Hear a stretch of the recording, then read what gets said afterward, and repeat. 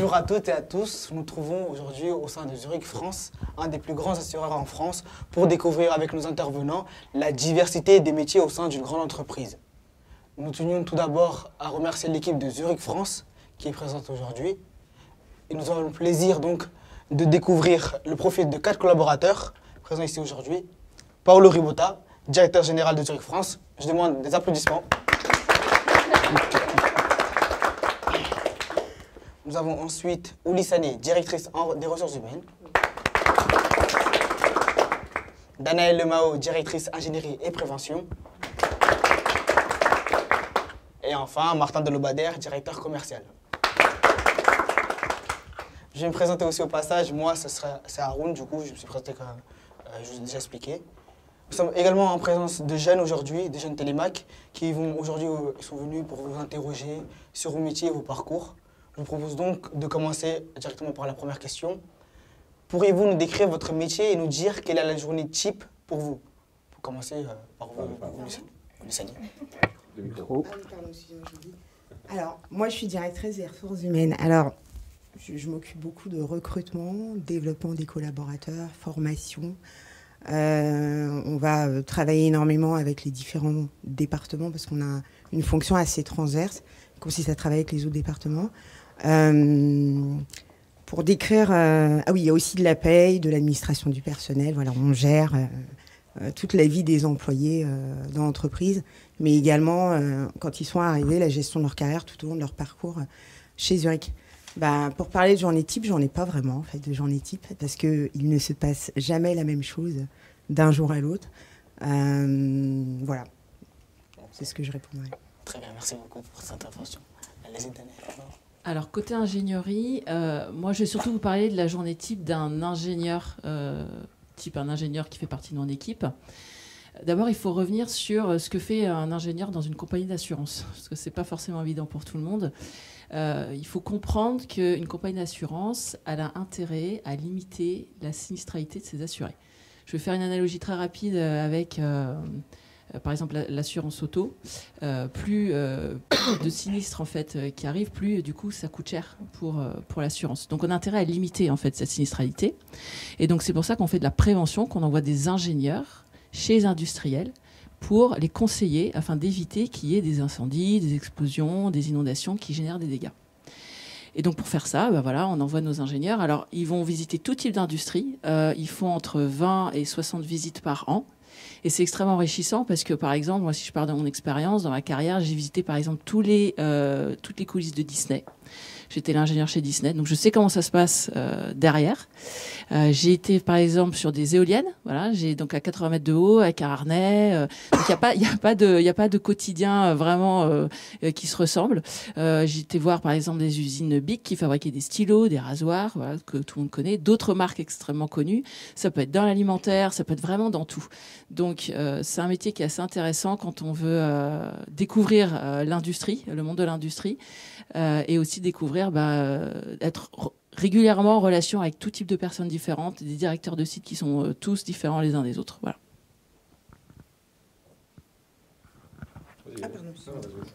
Donc là, vous imaginez Danaëlle déguisée en Reine des Neiges. Voilà.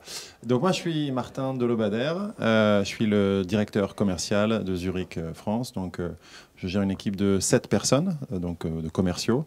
Notre objectif, c'est de faire en sorte que nos clients et les courtiers avec lesquels on travaille, les courtiers sont les gens qui nous apportent des affaires, donc entre l'assuré et l'assureur, soient satisfaits de nos services, qu'on leur apporte une bonne prestation de services, que ce soit au niveau souscription, au niveau ingénierie, au niveau gestion de sinistres, et faire en sorte aussi qu'on puisse en avoir de nouveaux, donc construire de nouvelles relations avec eux. Le quotidien, difficile de dire un quotidien classique, ça dépend un peu de l'actualité du moment, mais on va passer beaucoup de temps en interne pour travailler avec nos équipes, donc beaucoup de discussions qui se font avec les équipes Zurich pour comprendre un peu les différentes situations, et beaucoup de travail qui se fait aussi en externe, donc sortir du bureau, aller voir des courtiers, aller voir des clients, passer du temps avec eux pour comprendre leurs besoins, donc beaucoup d'écoute, beaucoup de partage avec les différentes personnes avec lesquelles on travaille. Moi, je suis Paolo Ribotta, donc je suis italien. Je suis le directeur des Zurich en France depuis maintenant 6 mois. Je l'avais été déjà il y a une douzaine d'années, donc je suis sorti et je suis revenu. Qu'est-ce que c'est le métier d'un directeur général? Le métier d'un directeur général, c'est tout et rien, quelque part. La notion de tout et rien, c'est d'une part, le directeur général, il a la responsabilité vis-à-vis, je dirais, de tous ceux qui sont les parties intéressées à la vie d'une entreprise, et donc je suis responsable vis-à-vis de tous ces interlocuteurs. Que ce soit des interlocuteurs internes au groupe, nous faisons partie d'un groupe international qui est présent dans plusieurs pays avec 70 000 collaborateurs, etc. Donc en tant que patron de la France, je suis responsable vis-à-vis du groupe, c'est ce qui se passe en France, et jusque-là c'est simple, mais surtout je suis responsable de tout ce qui se passe en France. Et quand il s'agit de quelle est la journée type, comme vous avez compris, il n'y a jamais des journées types quelque part, ou en tout cas quand vous avez des responsabilités plutôt larges, il n'y a pas des journées types, il y a surtout des thématiques types que vous, régulièrement, en fonction des périodes de l'année, vous apprenez et vous penchez là-dessus. Et je dirais que dans ma fonction de directeur général, il y a 2-3 sujets qui sont récurrents dans la journée type. Les premiers sujets, c'est les sujets des personnes. Nous sommes une entreprise, comme je disais, de 200 personnes. Tout ce que nous faisons, puisque nous vendons un produit qui n'est pas un produit matériel, nous ne vendons pas des machines à laver ou des trottinettes ou autre chose, nous vendons un service. Et la notion de vendre un service est une notion qui tient beaucoup à comment vous la vendez. Et la notion de comment vous la vendez, comment vous l'organisez, ça tient beaucoup aux personnes. Donc évidemment, les sujets personnes est un sujet qui occupe souvent 20 à 30% de mon temps, je dirais, moyen. L'autre partie assez importante de l'activité, c'est garder toutes les relations avec les marchés sur lesquels nous travaillons. Martin a évoqué les courtiers, qui sont dans notre métier, ceux qui nous apportent des affaires, mais puisque nous travaillons sous les entreprises, nous avons beaucoup de relations directes aussi avec les entreprises. Donc il y a toute une partie de mon travail qui est assez plaisante aussi, et qui est en fait d'interagir avec les clients, les courtiers. Et il y a aussi une autre partie, je dirais, une autre grande partie du travail qui est interagir au sein du groupe dans lequel on fait partie. Donc sur ces 3 domaines, je dirais, principaux, s'articule la journée type, avec ensuite toute une série de choses qui vous arrivent plus ou moins à la dernière minute, des incendies, entre guillemets, qu'il faut éteindre. Et donc, on s'occupe de ça aussi. Voilà, réponse longue, désolé pour ça, mais voilà. C'était excellent, parce que dès que je vois cela, je vois déjà que vous avez des métiers, dans tous les cas, vous avez des métiers très différents. Alors, je suppose directement que vos parcours ont été aussi très variés. J'ai une question aussi, du coup, justement à ce sujet. Par quelles études et quelle carrière êtes-vous passé pour occuper ce poste aujourd'hui? On peut commencer par vous, Paolo Ribotta. Alors, techniquement, ma carrière, moi, j'ai commencé pour des études scientifiques au lycée. C'était des études scientifiques. J'ai fait de l'économie et commerce, un master en économie, et après, j'ai commencé à travailler. Une chose quand même, parce que je reviendrai là après, juste avant de commencer de choisir l'université, qui est quand même probablement le choix le plus important, moi, j'étais convaincu que je voulais être ingénieur. C'était l'ingénierie tout ce qui était ingénieristique qui m'intéressait, qui me passionnait. Mais aussi, il y avait des choses dans l'ingénierie que je savais que ça n'allait pas m'intéresser. Alors, je suis allé un peu plus loin. J'essayais de comprendre qu'est-ce qui m'intéressait éventuellement de l'ingénierie. Est-ce qu'il y avait un autre moyen d'arriver à faire les mêmes choses sans être ingénieur? Et puisqu'en fait, il y avait toute une série de choses, hormis la partie construction, qui m'intéressaient, qui étaient beaucoup plus les dynamiques économiques, les dynamiques commerciales, un certain nombre de sujets, je me suis dit, je peux peut-être y arriver en faisant autre chose. D'où mon choix d'économie et commerce. Okay, très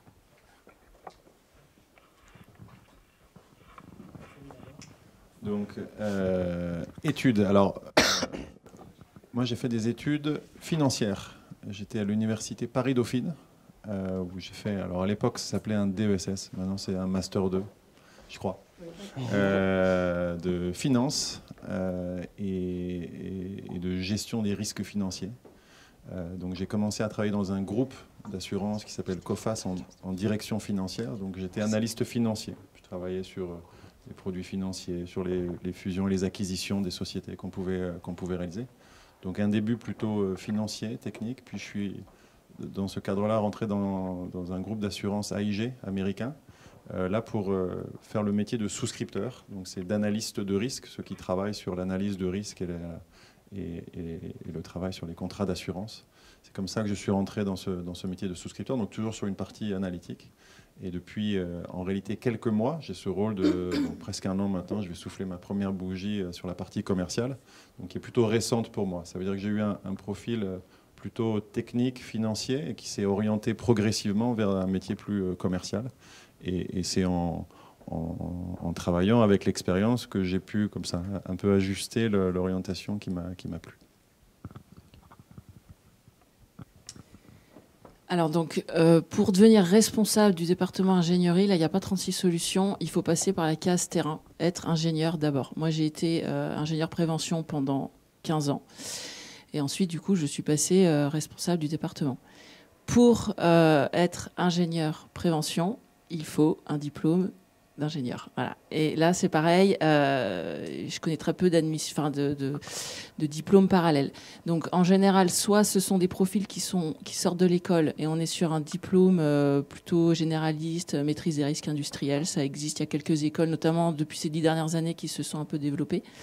Soit ce sont des ingénieurs dans des domaines particuliers qui ont d'abord exercé dans l'industrie, par exemple des ingénieurs qualité, voilà, et qui après sont arrivés dans l'assurance.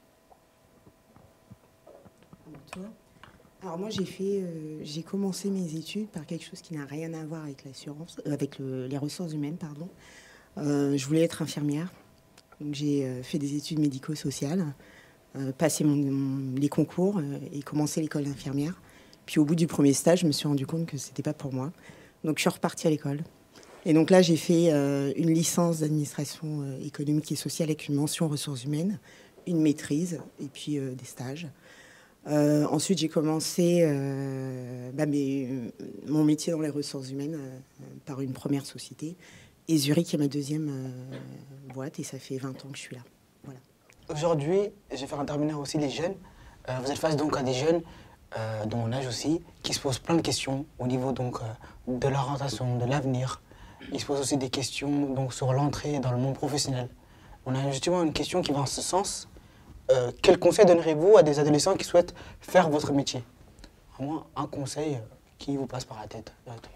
On peut commencer par... Je veux bien commencer. Je ne sais pas si c'est un conseil pour ceux qui veulent faire un autre métier, mais c'est un conseil, quel qu'il soit le métier, quelque part. Et il y en a plusieurs. Je pense il y a 2 principes de base. Soyez curieux.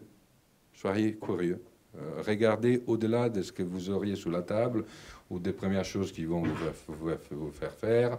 Soyez curieux et ne vous enfermez pas au départ dans un créneau spécifique. À moins que, comme ça, vous avez vraiment envie d'être ingénieur nucléaire.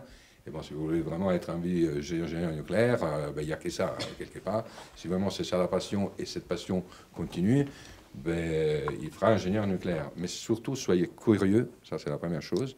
Donc pour tous ceux d'entre vous qui ont plus ou moins une orientation et qui ne savent pas très bien, c'est normal de ne pas savoir très bien. Soyez curieux, essayez de regarder le plus large possible. Informez-vous sur tout ce qui est autour aussi du métier ou de l'activité qui vous intéresse pour aller aussi regarder si c'est vraiment ça qui vous intéresse ou pas. Ça, c'est la première chose. Et la deuxième chose, osez. Osez vraiment, prenez des risques, osez parler, osez lever la main. Il n'y a pas une question qui ne peut pas être posée. Les seules questions qui ne peuvent pas être posées, ce sont celles qui ne sont pas posées. Et tous les autres, vous pouvez tout poser comme question. Donc, osez et soyez curieux. Allez-y. Je suis allé en premier parce qu'après, comme ça, c'est plus simple. Alors moi, j'ai un conseil aussi plus généraliste. Et pour en parler, je vais d'abord vous raconter une histoire. Je vais vous raconter mon histoire au début, quand j'ai commencé à rentrer dans le monde du travail. Moi, quand je suis sortie de mon école d'ingénieur, je voulais être manager. Voilà, c'était mon truc. Et j'ai découvert assez rapidement que devenir manager quand on avait 0 expérience, c'était pas facile. Mais j'ai trouvé. j'ai trouvé dans une boîte qui est très connue. Et en fait, quand je suis arrivée dans cette société-là, je me suis pas du tout identifiée en fait dans la société. Je me reconnaissais pas, j'avais pas les mêmes valeurs. Je me projetais pas du tout dans cette société. Au bout de 3 semaines seulement, je me suis dit, il faut que je parte de là. Et 6 semaines plus tard, je rentrais dans une société d'assurance parce que j'avais déjà fait un stage auparavant et que j'avais aimé toute l'ambiance, les valeurs qu'il y avait dans ce secteur d'activité. Et en fait, moi, la leçon que j'en ai tirée et le conseil que j'ai pour vous aujourd'hui, c'est que quand on parle d'orientation, on parle beaucoup du métier. Qu'est-ce que je veux faire comme métier ? Mais il n'y a pas que ça, en fait. Et se retrouver dans une société dans laquelle vous pouvez vraiment vous identifier avec les mêmes valeurs, dans laquelle vous pouvez vous projeter, c'est extrêmement important. Pourquoi ? Parce que d'abord, vous allez être épanoui. Si vous êtes épanoui, vous allez être motivé, vous allez être probablement bon, vous allez vous démarquer et vous allez pouvoir évoluer. Et c'est ce qu'on a vu là au travers des profils. Ouli qui avait commencé apparemment infirmière. Enfin bon. Après, on peut évoluer en fait dans une société, si ça vous plaît. Et c'est comme ça que moi, aujourd'hui, au bout d'un moment, je suis devenue responsable du département. Enfin, c'est parce que j'ai aimé ce que j'ai fait. Il y avait un moment du résultat et on nous propose après ces évolutions-là. Donc moi, vraiment, mon premier conseil, c'est vous focalisez pas que sur le métier, choisissez vraiment des valeurs, des principes dans l'entreprise dans laquelle vous vous sentez bien, c'est extrêmement important. Et regardez aussi le rythme. Voilà. Est-ce que vous voulez être debout toute la journée dehors ? Est-ce que vous voulez être assis ? Voilà. Découvrez pas ça au dernier moment parce qu'après, vous allez être bloqué. Enfin, bloqué. Vous allez devoir repartir à zéro et perdre du temps. Il faut que je complète maintenant. Donc moi non plus, je ne peux pas répondre à la question sur le rôle de directeur commercial, mais plus de conseils en général. Je rejoins ce qu'a dit Paolo sur la curiosité et sur le fait de se challenger par rapport à vos souhaits d'aujourd'hui. Aujourd'hui, vous avez des idées sur ce que vous voulez faire, mais je vous invite à essayer d'autres choses, que ce soit par des petits boulots, que ce soit par des stages, que ce soit... Plus vous verrez des choses, plus vous aurez vraiment là une idée sur ce que vous voudrez faire plus tard. Sachant que moi je voulais être archéologue. Donc finalement, les choses ont aussi pas mal évolué entre ma carrière d'archéologue qui était prévue et le fait de me voir ici. Donc le fait d'avoir fait, et c'est la chance que j'ai eue, plein de petits boulots m'a permis de voir plein d'autres choses. Et je crois que c'est un vrai enrichissement et une construction de savoir ce qu'on veut faire plus tard. Et je ne sais pas ce que je veux faire non plus tard, parce que les choses évoluent encore. Donc soyez curieux, je trouve que c'est un bon point. Le sujet des valeurs, je trouve aussi que c'est un point qui est très important, et j'irai un peu plus loin. Je crois que c'est important de travailler avec les bonnes personnes. Il y a les valeurs d'entreprise, mais derrière les valeurs d'entreprise, il y a des gens avec lesquels on travaille. Là aussi, je crois que j'ai eu la chance, depuis le début, d'avoir, que ce soit des tuteurs, que ce soit des responsables de stage, enfin des gens qui m'ont accompagné au début, qui ont été des personnes qui ont réussi à bien me former. Et dans les différentes options que vous allez prendre au départ, c'est aussi vous qui prenez des décisions avec qui vous souhaitez travailler, quel genre de personnes vous souhaitez suivre. Et c'est ce gens-là, au-delà des entreprises, au-delà des postes que vous allez choisir, ce sont ces gens-là qui vont vous accompagner dans votre construction. Donc n'oubliez pas que c'est aussi vous qui choisissez ces personnes-là avec lesquelles vous souhaitez vous former et vous renforcer. Donc là, j'ai fait que compléter 2 idées, donc je vais quand même essayer d'en sortir une autre. Moi, mon conseil, c'est de voyager. Je crois qu'on a la chance de vivre dans un monde dans lequel on peut encore voyager. Rencontrer des nouvelles cultures, rencontrer de nouvelles personnes. Et je dirais qu'aujourd'hui, les forces que je peux avoir dans mon métier, elles ont été construites en effet par mes études, mais en réalité, en gros, par beaucoup de voyages ou d'autres expériences que j'ai pu faire. Et je crois que c'est très enrichissant de s'ouvrir à d'autres choses. On a un très beau pays, mais il y en a plein d'autres super dans d'autres endroits, que ce soit dans le cadre du travail, que ce soit dans le cadre du voyage, peu importe les expériences. Je crois que ça vaut vraiment le coup. Et aussi de parler d'autres langues.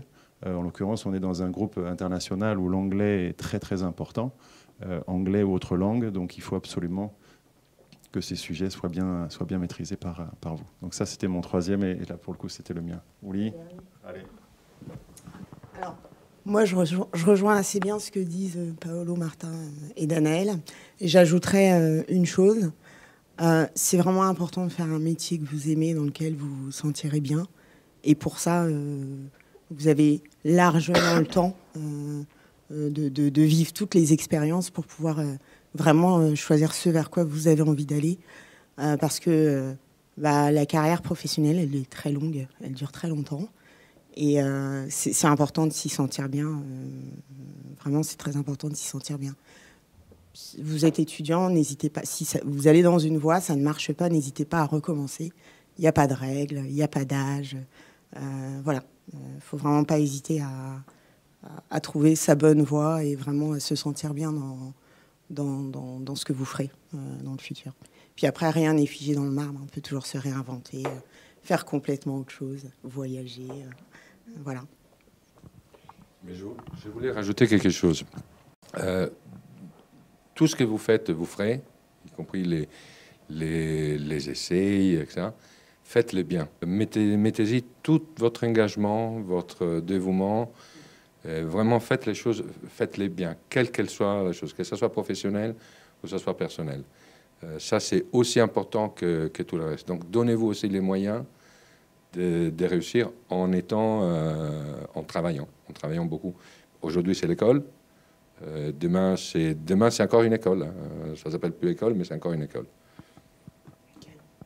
Merci beaucoup pour ces précieux conseils et vos témoignages.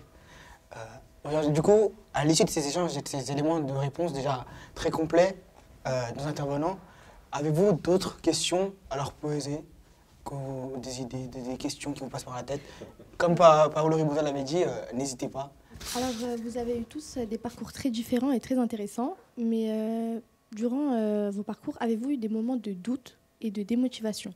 Pendant mon parcours d'étudiante, oui, il y a eu un moment où je me suis demandé ce que j'allais faire, parce que quand j'ai fait ma première expérience d'infirmière et que j'ai réalisé que c'était absolument pas pour moi, je me suis interrogée pendant 1 an. Alors pendant cette année-là, j'ai fait tout un tas de petits boulots, voilà, juste pour vivre des expériences. Alors oui, bien sûr, je me suis posé tout un tas de questions. Puis un jour, j'ai rencontré une personne qui m'a parlé des ressources humaines. Et voilà, je me suis orientée vers ces études-là. Mais oui, bien sûr, on n'a pas un parcours parfait où on se pose jamais de questions, où on fait tout bien. L'essentiel, c'est vraiment d'arriver à se poser les bonnes questions, à se renseigner, à discuter avec les bonnes personnes qui vous aideront à trouver votre voie si vous vous en sortez pas tout seul. Et voilà. Donc oui, bien sûr, on n'a pas un parcours complètement parfait. S'il y avait eu qu'une seule fois une démotivation, je serais le plus heureux du monde. Ça arrive et ça peut arriver, voire je ne vais pas dire souvent, mais ça arrive évidemment d'être démotivé. Et je réponds un peu à ce qui a été dit aussi auparavant. Si vous êtes quand même porté par les valeurs, s'il y a une adéquation entre vos valeurs et les valeurs dans l'entreprise dans laquelle vous êtes, dans les études dans lesquelles vous faites, s'il y a une adéquation avec les personnes, Martin le disait, avec qui vous travaillez, la démotivation qui peut arriver pour un certain nombre de raisons, mais vous avez quand même la ressource pour avaler ça, pour peut-être un soir sortir et s'aérer complètement et dire bon, ok, je mets les sujets d'un côté et revenir les lendemains en disant ok, qu'est-ce que je peux faire pour changer la situation. On est tous acteurs de notre futur, de notre devenir, de notre présent. On a tous les moyens pour pouvoir se sortir, même des situations beaucoup plus difficiles qu'une démotivation professionnelle et autres. Voilà. Bon, je vais bien essayer de compléter. Tu as posé 2 points dans ta question. Il y avait la question d'avoir des doutes et il y avait le sujet de la démotivation. Et je pense que c'est 2 sujets différents. Si avoir des doutes, c'est se remettre en question, ou se poser des questions, ou se challenger pour autre chose, je pense qu'on doit tous avoir des doutes tout le temps, parce qu'on doit toujours se remettre en cause, quels que soient nos niveaux, quels que soient nos âges, quelles que soient nos fonctions. Donc c'est en réalité quelque chose de, je pense, très positif. La démotivation, c'est autre chose. Et souvent, on parle dans l'évolution, dans le développement que vous avez, mais qu'en réalité, on a, nous aussi, d'essayer de trouver les points sur lesquels on doit travailler pour s'améliorer. Et en fait, je t'invite à prendre le sujet à l'inverse, à voir quelles sont tes forces, les sujets sur lesquels tu dois t'appuyer, sur lesquels tu es en confiance. Parce que dans les périodes de démotivation, c'est sur ces moments-là, c'est sur ces points-là que tu vas pouvoir toi t'appuyer. Donc c'est bien d'identifier les points sur lesquels on doit tous s'améliorer dans les périodes de doute, mais il faut aussi savoir quelles sont ses forces, les points sur lesquels on peut s'appuyer dans ces périodes-là un peu plus difficiles. Alors moi j'ai une question, est-ce que vous savez parler anglais? Et si oui, est-ce que vous l'avez appris pendant vos études ou avant ou après? Qui va prendre la parole? On parle tous anglais. Tu parles anglais, toi? Bueno, claro es que hablamos todos l'inglés. L'inglés es normal, è todavía normal. Così come parlare l'italiano. Pourquoi je vous dis ça? Parce que l'anglais, c'est fondamental. Mais c'est vraiment, non seulement c'est fondamental, c'est des bases aujourd'hui. C'est des bases. Les langues, ça rejoint ce qu'il disait Martin à propos des voyages. C'est pas uniquement les voyages, c'est être en mesure d'apprendre aussi d'autres cultures, de comprendre d'autres cultures. Et qu'on le veuille ou pas, la langue, elle est fondamentale. Donc c'est l'anglais, je veux dire, c'est des bases. Moi, je vous dirais, vous devez parler au moins 3 langues. Donc l'anglais est des bases. Et la troisième, c'est celle qui vous intéresse le plus. Alors, moi, je suis la preuve que l'anglais est essentiel, parce que quand je suis rentrée chez Zurich, je ne parlais pas un mot d'anglais. Voilà.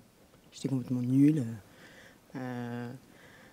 Et aujourd'hui, c'est tous les jours que je travaille en anglais, que je parle en anglais. J'ai pris des cours tout au long de ma carrière professionnelle. J'ai pas un anglais parfait, mais j'arrive à me faire comprendre et j'arrive à comprendre ce qu'on me raconte. J'ai pas un anglais parfait. Mais ça m'a posé pas mal de difficultés. Parce que quand on évolue dans un environnement international, vous parlez pas anglais, vous êtes mort, si je peux me permettre de le dire. Et c'est difficile. Et j'ai vécu des moments difficiles parce que je n'avais pas cette maîtrise de l'anglais, que j'estime ne pas avoir complètement aujourd'hui. Mais c'est beaucoup plus simple parce que j'ai un niveau aujourd'hui qui n'a rien à voir avec celui que j'avais quand je suis arrivée chez Zurich. Donc oui, c'est important. Et je rejoins ce que Paolo dit. Vous êtes jeune, vous mémorisez beaucoup plus vite que les adultes. Donc profitez-en pour apprendre tout ce que vous pouvez en matière de langue. C'est important. Avant de laisser Daniel, et vous avez plein de moyens de le faire. Ça passe par les chansons, ça passe par des films. Il y a les outils qui existent aujourd'hui aussi pour apprendre une langue. Nous ne l'avions pas. Quelque part. Donc c'est vraiment facile aujourd'hui. Ça va dans les films sous-titrés en anglais ou les films anglais sous-titrés en français, comme vous voulez. Mais il y a vraiment, c'est tellement facile aujourd'hui d'apprendre une langue. Il suffit de s'y appliquer. Il suffit de s'y appliquer bien. Donc quand vous avez les cours d'anglais en classe, au lieu de penser qu'ils sont rébarbatoires à autre chose, profitez-en pour être les 3 ou 4 ou 5 qui s'intéressent beaucoup, qui vont voir les profs, qui lui demandent des choses à lire de votre côté. Et ça peut être, quel qu'il soit votre intérêt, hein, les foot, la danse, les vélos, VTT. Comme ça, je passe la parole à Danaël. Je confirme que l'anglais est absolument indispensable dès que vous voulez travailler pour une entreprise internationale. Par exemple, nous, tous les ingénieurs ont des standards en anglais. Donc, si vous ne comprenez pas les standards, vous ne pouvez pas les appliquer. Déjà, aucune chance de pouvoir exercer ce métier-là. Après, au niveau de l'apprentissage de la langue, moi, j'avais un niveau scolaire quand j'ai commencé à travailler, donc largement insuffisant. J'avais passé ce qu'on appelle le First Certificate of English, peut-être que certains connaissent. Il y a le TOEIC qui est à peu près équivalent. Ça ne me permettait clairement pas de parler l'anglais. À peine de le comprendre. Par contre, j'ai eu la chance de commencer dans une entreprise qui était américaine et qui m'a fait faire des semaines entières aux États-Unis. Et c'est clairement là que j'ai appris. Et en fait, je trouve qu'on apprend très très vite en partant sur même des laps de temps très courts à l'étranger. Si vous avez l'occasion de le faire, faites-le vraiment. Ça va vous prémunir contre des années d'apprentissage avec vos cahiers, là où je trouve que c'est franchement pas facile. Et donc voyager et essayer d'apprendre comme ça, c'est la meilleure des façons. C'est excellent car c'est ce que je voulais dire. Moi personnellement l'année dernière en classe de seconde, du coup avec le budget Télémac, je me suis permis de faire un voyage à Londres. 2 semaines à Londres, séjour linguistique où le matin on avait des cours, où c'était vraiment des cours mais pas du tout comme en France ou en cours habituel. On devait parler pendant 1 heure avec des étrangers. On devait les aborder, savoir si on pouvait avoir une conversation avec eux. Certains disaient non, certains disaient oui. On se posait certaines fois pendant 10 minutes car ils devaient aller au travail. Certaines fois, ils étaient au parc pendant 1 heure et on devait parler avec eux. C'est comme ça, du coup, que j'ai jamais lu mon anglais. Du coup, je rejoins cette idée-là de vraiment pratiquer parce que franchement, les cours qu'on a en langue, c'est compliqué de vraiment travailler surtout avec une classe de nombreux élèves. Mais là, vraiment pouvoir pratiquer avec vraiment des personnes qui vivent là-bas dans leur quotidien, c'est vraiment excellent. Donc, je remercie Télémac. Est-ce que vous avez d'autres questions à leur poser? Moi, j'ai une question à poser à vous. quels sont, parce que je vois que vous êtes vraiment très passionné, mais que du coup, on peut avoir des coups de mou dans votre travail. Quels sont les avantages et les inconvénients dans votre travail, que ce soit peut-être au niveau de l'emploi du temps ou que vous ne choisissez pas avec qui vous travaillez. Quels sont les avantages et les inconvénients dans votre travail? Bon, moi, l'inconvénient, c'est que j'ai un patron qui critique mon accent anglais, comme vous avez compris. Alors, plus sérieusement, ce que j'apprécie en tout cas dans le métier que j'ai, c'est la diversité. Et je crois aussi ce que l'assurance en général offre, pas seulement dans le métier que j'ai, mais la diversité des sujets sur lesquels je suis amené à travailler. On a parlé de marketing, on a parlé d'ingénierie, on a parlé diplomatie et relations humaines en général. Et je crois qu'aujourd'hui, les métiers qu'on fait, avec des spécificités évidemment, mais nous amènent à travailler sur ces sujets. On a assez parlé juridique et l'assurance offre la capacité de travailler avec beaucoup de personnes, donc des relations humaines, des aspects commerciaux, des aspects juridiques, des aspects mathématiques et techniques sur lesquels on travaille. Et c'est toute cette diversité que je trouve particulièrement intéressante, en tout cas dans nos quotidiens en général. Alors, c'est subjectif, les avantages, les inconvénients, enfin, chacun va avoir un peu midi à sa porte, mais sur l'ingénierie, moi, il y a quelque chose que j'ai vu qui s'est toujours un petit peu démarqué, c'est qu'un ingénieur peut être basé en région. Voilà, c'est pas tous les métiers qui permettent ça. Ça va dépendre de la taille de l'entreprise, mais nous, on a des ingénieurs, on en a une en Bretagne, on en a un autre à Lyon. Voilà, donc ça peut permettre de travailler en région, ça peut être vu comme un avantage. Et après, moi aussi, maintenant, à mon poste, une grande diversité. Je ne vois pas les journées passer avec des interlocuteurs extrêmement variés. Voilà. Alors, ce que je dirais comme étant... je ne dirais pas que c'est un avantage, mais je dis que c'est intéressant. Dans mon job, c'est que je rencontre énormément de gens. Voilà. Parce que je fais du recrutement, donc je rencontre énormément de gens. Un jour, je me suis dit que je ferais le compte du nombre de personnes que j'ai rencontrées depuis que je suis chez Zurich, ça fait 20 ans. Et puis, la deuxième chose aussi, c'est qu'au sein de l'entreprise, je suis certes ressources humaines, mais je travaille énormément avec tous mes camarades que vous voyez là. Et donc, ce qui me permet aussi de connaître leur métier. Parce que pour recruter, j'ai besoin de savoir quels sont les enjeux de leur métier. Donc, voilà, c'est ça qui me plaît. C'est qu'on ne fait jamais la même chose, c'est très diversifié. Donc je rejoins aussi ce que dit Martin. Quels qu'ils soient les métiers, la question est de savoir s'il y a un bon équilibre. Je ne sais pas avantages et désavantages, mais est-ce qu'il y a un bon équilibre entre les choses très, très, très intéressantes, les choses intéressantes, les choses qu'il faut faire, et les choses qui sont peut-être un peu moins intéressantes. S'il y a un bon équilibre, vous y arriverez. Si c'est déséquilibré, surtout sur les choses que vous n'aimez pas, ou qui sont vraiment pas plaisantes, là, c'est plus difficile. Tout ça pour dire que c'est une question d'équilibre entre très intéressant et choses qu'il faut faire. Et là, on se retrouve aussi... Est-ce que vous avez d'autres questions? Oh, ça, vas-y. Du coup, vous parlez beaucoup d'interaction avec les personnes et vous rencontrez beaucoup de personnes. Et moi, je me demandais, en tant qu'introverti, est-ce que en fait, c'est une barrière dans ce genre de métier, par exemple? Est-ce que c'est une barrière dans le monde professionnel en général? Dans une entreprise, il faut de tout, je dirais. Alors, dans cette entreprise, vous avez toutes sortes de personnalités. Des introvertis, des timides, des moins timides, des gens qui parlent beaucoup, des gens qui sont très expressifs. Faut tout pour faire un monde. Donc, le fait d'être introverti n'est pas un frein. L'important, c'est que tu ne fasses pas vous, parce que même si ça a eu le courage de poser la question, que vous ne fassiez pas ce que cela devienne une contrainte pour vous. On peut être introverti, extroverti, on a besoin de tout. Dans la mesure où ça ne devient pas une contrainte et ça ne vous limite pas, quelque part. On peut être les plus extrovertis du monde. Si on fait un job dans lequel il faut se taire, le job il peut être quand même très intéressant. Et même si je suis extraverti, je veux faire ce job-là. Voilà. Quelle est la mission qui vous a le plus marqué en positif ou en négatif? Quand j'ai été nommée DRH, parce que comme Paolo vous disait, quand je suis rentrée chez Zurich, j'avais 2 ans d'expérience et puis de fil en aiguille, je me suis formée et développée, je suis devenue DRH. L'année où j'ai été nommée DRH, j'ai réalisé que j'allais devoir m'exprimer en public. Et donc, la première fois que je me suis exprimée, que j'ai fait une présentation devant 200 personnes, je pense que oui, ça m'a marqué. Ça a été extrêmement difficile pour moi de m'exprimer comme ça devant 200 personnes qui me regardent et qui, voilà, je ne l'avais jamais fait avant. Et voilà, ça a été l'expérience la plus difficile. Sinon, globalement, tout le reste, ça va. C'est pas toujours facile, mais ça va.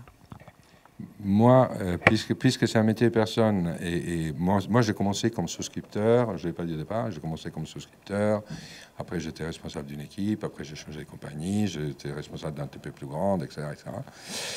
Toutes les expériences les plus marquantes, en positif ou en négatif, tiennent toujours aux relations avec les personnes.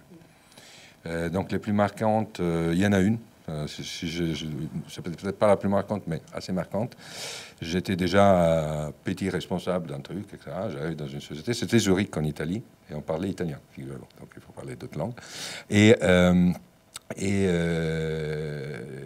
vais chez les patrons, et je lui dis, et donc j'étais déjà un petit peu responsable, je vais chez les patrons, et je lui dis, j'aurais besoin d'une formation dans un truc assez technique qui s'appelait les pertes d'exploitation. J'ai besoin d'une formation dans perte d'exploitation parce que je ne les connais pas assez. Il me regarde et me dit, d'accord, allez-y. Je m'en vais. 2 jours plus tard, il y a son assistant qui m'appelle. Les messieurs Camezas, qu'avez-vous voir? Très bien. On avait parlé avant qu'on devait former tout un réseau d'agents à un certain nombre de choses. Et on aurait lancé ces formations à ces réseaux d'agents un mois plus tard, etc. Donc il me regarde et me dit, Paolo, je voulais vous dire un truc. Dans le cadre de la formation pour les agences qui démarrent dans un mois, vous allez être responsable de la formation perte d'exploitation. Merci, au revoir. Donc le sujet, c'était, tu ne vas pas être formé, tu as tous les moyens pour te former tout seul, tu es suffisamment grand et avec un niveau de culture exact que tu peux l'apprendre. T'as qu'à faucon, vas-y, apprends, parce que c'est toi qui dois être responsable de former les autres. Et voilà. Moi, j'ai un peu la même approche. C'est vraiment les expériences que j'ai eues avec les clients et les courtiers. Je disais tout à l'heure que, en tant qu'ingénieur terrain, on voit tout type d'industrie, mais du coup, on voyage aussi avec les clients, avec les courtiers. Et après, voilà, on construit des anecdotes. En plus, c'est des gens qu'on revoit après au fil de l'eau. Donc, je peux en citer une ou deux pour voir un peu à quoi ça ressemble. Mais je me souviens une fois, on a pris un avion pour aller en Espagne, se rendre en Espagne, et la valise du courtier n'arrive pas. Donc il avait 3 jours à faire sans sa valise. Donc on est allé dans un supermarché, il a acheté une chemise, un caleçon, voilà. Donc je dis ça comme ça, mais c'est quelqu'un que je voyais régulièrement et en fait c'est sympa, ça met de l'humain dans tout ce que l'on fait. Je me souviens, par exemple, une deuxième anecdote. Une fois, je suis montée dans une éolienne et on a emmené le client, leur ex-manager, pour qu'il voit à quoi ça ressemblait là-dedans et puis tout là-haut. Hein. Et en fait, il y avait du vent. Donc, il y avait de la flèche. Donc, en fait, l'éolienne, ça se voit pas trop, mais elle bouge. Et il a commencé à avoir le mal de mer. Donc, il a fallu le redescendre. Voilà.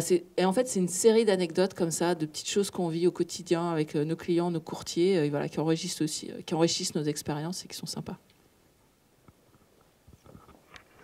Je ne vais pas être original, parce que je vais aussi donner une expérience de relations humaines et d'équipe que j'ai pu avoir. Alors, j'en ai pas une, mais plusieurs. Et finalement, ce qui m'a marqué, ou les éléments qui m'ont marqué, souvent, c'est dans les moments difficiles. Donc, ce qui semble être les parties négatives. Et en réalité, c'est les moments de solidarité qu'on peut avoir avec les membres de ces équipes, ou des équipes à côté, et quelquefois des gens avec lesquels on travaille. Et dans ces moments d'adversité et de difficulté, les solutions qu'on arrive à trouver ensemble et qui nous permettent derrière de trouver ces solutions. Et au-delà des solutions qu'on trouve, c'est les liens qu'on arrive à renforcer et qui se construisent dans la durée. C'est important aussi d'avoir en tête que les carrières, on l'a dit, se construisent, mais que les relations qu'on a, elles se font dans un métier comme le nôtre aussi beaucoup dans la durée. Et les choses qu'on a créées il y a 10 ans, elles nous servent encore aujourd'hui, les relations qu'on peut avoir. Donc voilà, c'est un des points marquants en tout cas pour moi dans ce que je peux vivre au quotidien. Comment est-ce que vous faites pour gérer votre stress ? Comme vous voyez, ils ne sont pas très stressés. Hein, du tout. Non, je crois que chacun peut avoir ses petites techniques, ses petites choses. Ça dépend aussi d'où ça vient le stress. Ouli, je pense que là c'était tout à l'heure. Moi, une des premières fois où j'ai parlé en public, je devais parler à 200 personnes.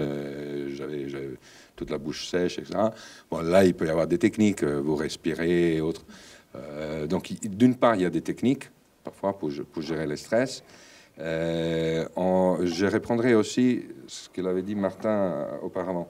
Parfois, le stress, il vient du fait qu'on pense d'être faible, en situation de faiblesse. Et alors, à ce moment-là, au lieu de vous focaliser sur les points de faiblesse, regardez tous les points de force que vous avez, tous les atouts que vous avez, et utilisez les atouts, et non pas les faiblesses. Donc, si je reprends le cas de parler en public, si vous êtes amené à parler en public à ce moment, c'est parce que les sujets que vous avez, c'est un sujet que vous maîtrisez. C'est un sujet dans lequel vous êtes très probablement tout à fait à l'aise sur les sujets. Et alors, si ce qui vous fait peur, c'est les 200 personnes devant vous, oubliez-le. Oubliez-le. Parce que sur votre sujet, vous êtes bon, vous le connaissez. Si vous en parlez à la maison ou avec des copains, vous serez tout à fait apte à le faire. Mais ne vous faites pas perturber par l'effet qu'il y ait 200 personnes. Mettez-vous un écran, entre guillemets, devant vous et concentrez-vous sur ce que vous allez dire que vous maîtrisez, comme un exemple. Je pense que si le stress devient important, il ne faut pas hésiter à demander de l'aide et du support. Je prends le cas de l'ingénierie, mais ça va être le cas partout. On a toujours un mentor, en fait, quand on commence. Nous, un ingénieur, il ne commence pas à faire des visites tout seul. Donc, c'est à quel moment est-ce que je suis assez à l'aise pour ne pas me retrouver dans ces situations de stress. Et si j'y vais quand même, c'est ma première visite tout seul et je suis très stressée, ben, je demande de l'aide. Je dis, en fait, là, je ne suis pas prêt. J'ai besoin encore de me faire accompagner. Et il ne faut pas hésiter à demander de l'aide. Ça, c'est hyper important.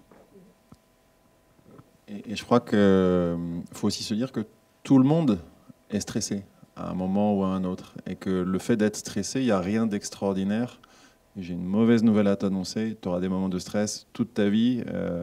Et on en a, nous, encore et lui, tous au quotidien. Figurez-vous s'il n'était pas commercial. Et après, il y a une différence, c'est qu'il y a des gens qui ont l'air stressés, d'autres qui n'ont pas. Et c'est pas parce qu'ils ne le sont pas comme moi qu'au fond de moi, je suis extrêmement stressé là. Ça ne se voit pas. Mais il faut savoir vivre avec et accepter le fait que c'est juste normal d'être stressé. Et quelquefois, ça permet aussi d'aller chercher en soi des ressources qu'on n'a pas complètement imaginées. Donc ça peut aussi être une source positive. Alors, merci pour ces réponses. Est-ce que vous avez d'autres idées? Moi, j'avais une question sur Zurich. Comme c'est une grande entreprise, je voulais savoir, est-ce qu'il est facile de passer d'un travail à un autre? Car peut-être que le quotidien, même s'il est très différent chaque jour, il n'y a pas de journée type, est-ce qu'on peut facilement changer de secteur? Ou c'est vraiment, tu choisis un secteur et tu es vraiment à l'intérieur et immergé dedans? Où est-il Alors, ça, ce que tu dis fait partie intégrante de mon rôle chez Zurich. Ça s'appelle la gestion des carrières des uns et des autres. Et c'est pas parce que vous commencez une carrière dans un métier au sein de Zurich, parce qu'il y a tout un tas de métiers chez Zurich, que vous êtes définitivement coincé dans ce métier. Si vous avez envie de faire autre chose, nous, on gère des évolutions de carrière, de la mobilité, de la formation. Et il y a énormément de mouvements à l'intérieur de Zurich, des gens qui changent de métier, font complètement autre chose. Je ne dirais pas que c'est forcément facile, c'est aussi une question d'envie, mais c'est tout à fait possible. Ouais. Et ça fait partie, en fait, des évolutions de carrière des uns et des autres, tout au long de leur vie professionnelle. Ok. Merci. Rien à rajouter. On va finir sur ces belles paroles. Merci beaucoup pour votre intervention et pour ces témoignages vraiment très complets de votre part. Si vous voulez rajouter quelque chose. Non, merci de ma part. Merci à vous. On peut s'applaudir. Hein.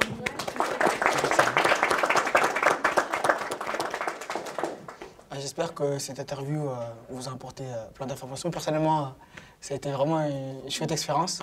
Je tiens vraiment à vous remercier car on a su apprendre grâce à vos divers métiers, plein de choses. Des expériences, Disneyland, la curiosité. On a vraiment vu plein de choses. N'oubliez pas que l'accent français restera le meilleur. On va en discuter, toi. On va discuter. Mais non, on fait la même chose, mais on la fait tout en anglais. C'est parti. Allez. On doit y aller, nous. Il ne va pas apprécier notre Merci. Et nous, on tient à te remercier parce qu'on était stressés en arrivant et tu nous as mis à l'aise en tant qu'organisateur. Bravo.